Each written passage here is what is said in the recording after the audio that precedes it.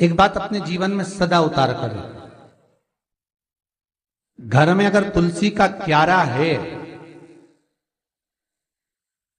तो तुलसी महारानी हमें ये बता देती है कि हमारे घर में सुख आने वाला है कि दुख आने वाला है।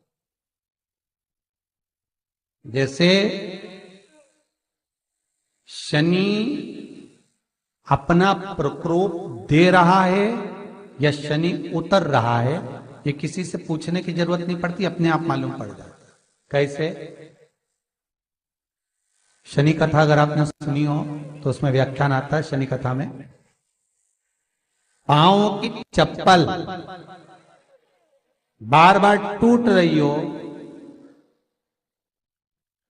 कमर से नीचे जो वस्त्र पहने हो वो फट रहे हो, कहीं पजामा है, धोती है, आदि वस्त्र हैं, कपड़े हैं, वो अपने आप फट, आज के जमाने में तो फटे फटाए पहनते हैं लोग, फैशन। उसकी गारंटी नहीं है, उसका हम वर्णन नहीं कर, हम जब पहनते हम समझ जाते हैं इसको शनि तो ऑलरेडी लगा ही हुआ। जब उनका घुटना घुटनी सब फटा हुआ दिखता है तो उसमें लग जाता है कि शनि पहले से लग गया बापड़ा, उनके पहने से तो मालूम पड़े। शनि का नियम है, शनि कथा कहती है पांव की चप्पल बार बार टूट रही हो, घिस गई हो, बद्दी टूट रही हो, कुछ कर रही हो, और अगर कमर से नीचे जो वस्त्र पहने हो वो अपने आप फट रहे हो, समझ लेना कि शनि पांव से प्रवेश कर रहा, मतलब अपनी प्रखरता शनि दिखा रहा। किसी मंदिर में गए महाराज और वहां जाने पर चप्पल चली गई तो समझ लेना शनि की कुदृष्टि अब पड़ना बंद होना चालू हो गया। कितना सुंदर कहा है महाराज। जूता चप्पल आज के जमाने में तो फैशन हो गई साहब, घर की चप्पल अलग होती है, बाहर की चप्पल अलग होती है। लोग घर में चप्पल किचन तक में पहन के जाते हैं। अरे पानी ले जाओ सीओर से। रसोई घर में लोग चप्पल पहन कर जाते हैं, जहां भगवान का प्रसाद बन रहा है, जहां अन्नपूर्णा निवास कर रही है, और पूछो तो करे किचन की चप्पल है तो माथे पे रख लो। तुम अपनी मां को जरूर देखना है एक बार, वो बूढ़ी मां कितनी बार किचन में चप्पल पहन कर गई, मुझे जरूर फोन कर कर बताना। बूढ़ी मां रसोई घर में आज भी बिना चप्पल के जाती है, और बहुओं की कहीं एड़ी नहीं फट जाए, ठंड नहीं बैठ जाए, इसलिए ये रसोई घर तक में चप्पल पहन कर जाती है। सूर्य नारायण की कथा पढ़ना, शनि महाराज की कथा पढ़ना, और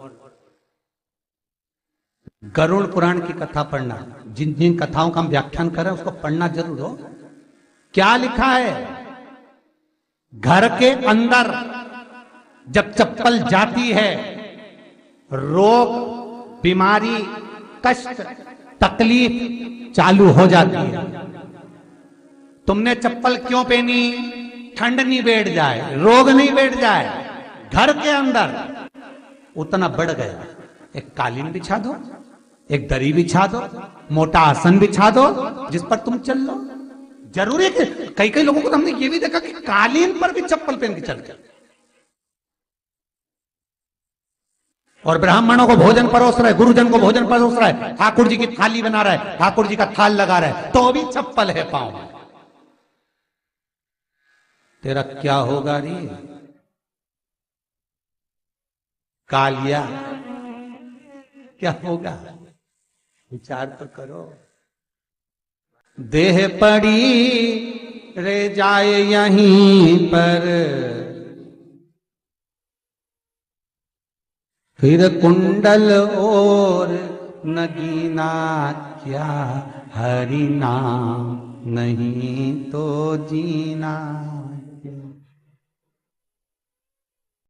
अभी भी सुधर जाओ रे, अभी भी सुधर जाओ, नहीं सुधरो तो सिधर जाओ रे, या तो सुधरो नहीं तो सिधरो, थोड़ा सुधरो। रसोई घर में अन्नपूर्णा रहती है, रसोई घर में शिव महापुराण की कथा कहती है जब भगवान शंकर को मां जगत जननी भोजन करा रही थी, शंकर जी ने वर मांगा था अन्नपूर्णा से, ए अन्नपूर्णे तुम मेरे घर के बच्चों का भरण पोषण कर रही है। इस मृत्यु लोक में जितने मनुष्य जन्म लेते हैं ये मेरे पुत्र कहलाते हैं। तो अन्नपूर्णा ने कहा चिंता मत करना भोलेनाथ, जिस जगह पर एक स्त्री, बेटी, कन्या या घर की बहू या बूढ़ी माँ भोजन बनाएगी उस जगह पर मैं अन्नपूर्णा उसके शरीर में प्रवेश करूंगी। और वो रसोई घर नहीं होगा, वो मेरा और तुम्हारा मंदिर कहलाएगा। अब मंदिर में चप्पल पहनकर भोजन का निर्माण करना ये श्रेष्ठता है। एक आसन पटक लो आप रसोई घर के अंदर, जिस आसन पे खड़े होकर आप भोजन बना लो। मोटा सा आसन रख लो, चप्पल की जरूरत ही नहीं। श्रीमद् भागवत कथा कर रही है तुलसी का मात्र स्मरण। तो शनि अपनी दृष्टि बता देता है।